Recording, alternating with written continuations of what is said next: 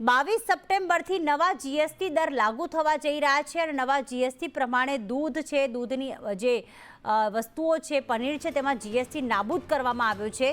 એટલે લોકોને એવી આશા હતી કે દૂધના ભાવ ઘટશે, પણ અહીંયા અમૂલે સ્પષ્ટતા કરી છે કે અમૂલ દૂધના ભાવ નહીં ઘટાડે। નવા જીએસટી દર લાગુ થયા બાદ પણ દૂધ નહીં થાય સસ્તું।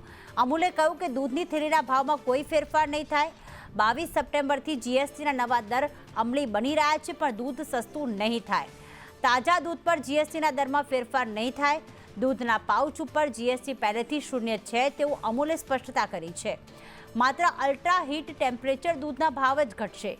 અમૂલ દૂધના ભાવમાં ઘટાડાના અહેવાલ આવ્યા હતા, પરંતુ અહીંયા સ્પષ્ટતા કરવામાં આવી છે કે જે 4 રૂપિયા સુધી દૂધની ભાવ ઘટાડાની શક્યતા હતી તે નકારી કાઢવામાં આવી છે કે દૂધના ભાવ નહીં ઘટે, કારણ કે પહેલાથી જ દૂધ ઉપર 0% જીએસટી લગાવવામાં આવે છે।